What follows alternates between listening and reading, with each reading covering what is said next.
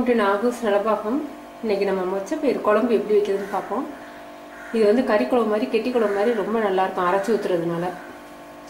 வெங்காயம், சின்ன வெங்காயம் ஒரு 10 வெங்காயம் எடுத்துக்காங்க. கருவேப்பிலை, தக்காளி பழம் ஒரு பழம், பூண்டு வந்து ஒரு 5 அல்லது 6 பூண்டை நச்சு வச்சுருக்கேன்.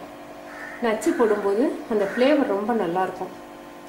மொச்சையை வந்து 6 மணி நேரம் ஊற வச்சு உப்பு போட்டு வேக வச்சு வச்சுருக்கேன்.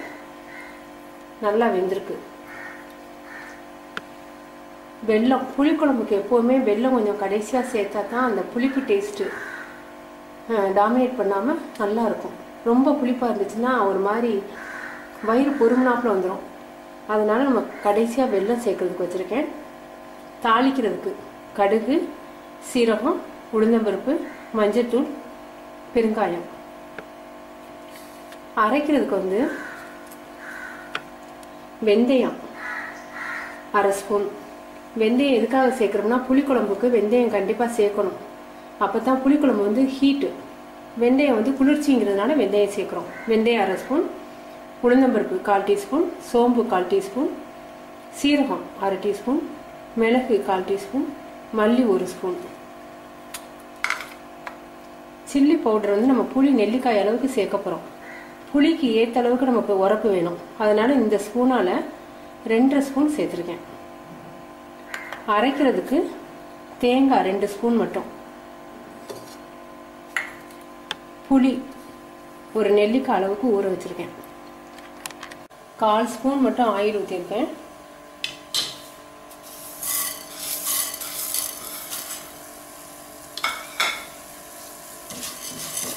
நல்லா வாசம் வரவிட்டு நம்ம தேங்காயை போடுவோம். உளுந்தம்பருப்பெல்லாம் நல்லா ப்ரௌன் கலரில் வரணும்.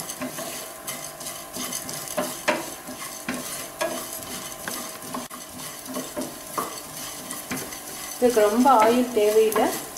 1/4 டீஸ்பூன் ஊற்றினா போதும். இப்போ தேங்காயை போட்டுக்குவோம். தேங்காய் 2 ஸ்பூனுக்கு மேலே சேர்க்காதீங்க. புளிக்குழம்புக்கு கொஞ்சம் அதிகமாக சேர்த்தாலும் குருமா மாதிரி போயிடும். டேஸ்ட்டு நல்லா இருக்காது, புளிக்குழம்பு மாதிரி இருக்காது. இப்போ இதை நைஸாக தண்ணி ஊற்றி நைஸாக நம்ம அரைச்சிடுவோம். இப்போ நான் வந்து 4 ஸ்பூன் வந்து நல்லெண்ணெய் ஊற்றியிருக்கேன். புளிக்குழம்புக்கு நல்லெண்ணெய் தான் நல்லது. நல்லெண்ணெய் வந்து உடம்புக்கு குளிர்ச்சி, புளி ஹீட்டு, அதை காம்பன்சேட் பண்ணுறதுக்காக நம்ம நல்லெண்ணெய் ஊற்றுறோம்.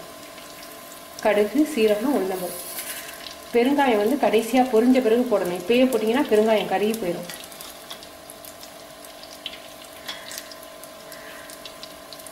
கொஞ்சம் பொரியட்டும். பெருங்காயம்,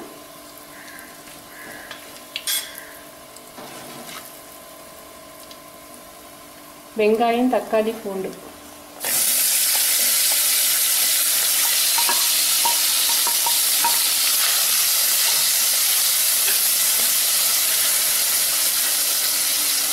மஞ்சள் தூள் சேர்த்துருவோம். வெங்காயம் தக்காளி நல்லா வதங்கட்டும்.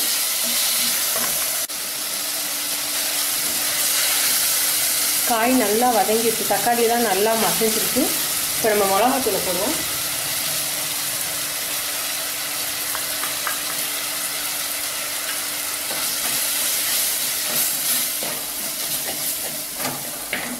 மிளகாத்தூள் ஆரம்பத்தில் போடுறதுக்கு காரணம் கலர் வந்து நல்லா கொடுக்கும். அரைச்ச விழுது,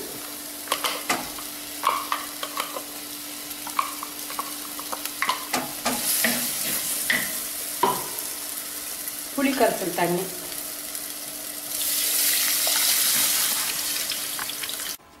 இப்போ தேவையான அளவுக்கு நம்ம உப்பு சேர்த்துக்குவோம்.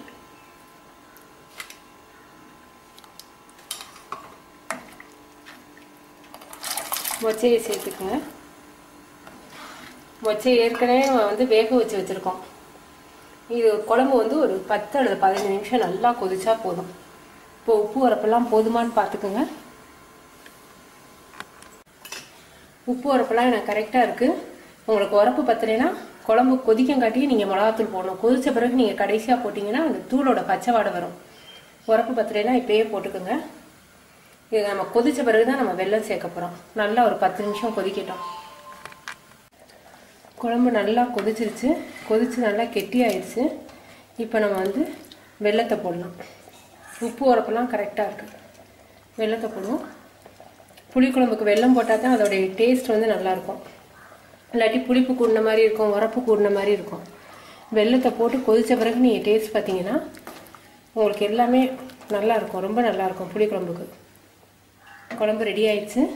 நீங்கள் செஞ்சு பார்த்துட்டு உங்கள் கமெண்ட்ஸ் எனக்கு சொல்லுங்கள். தேங்க்யூ.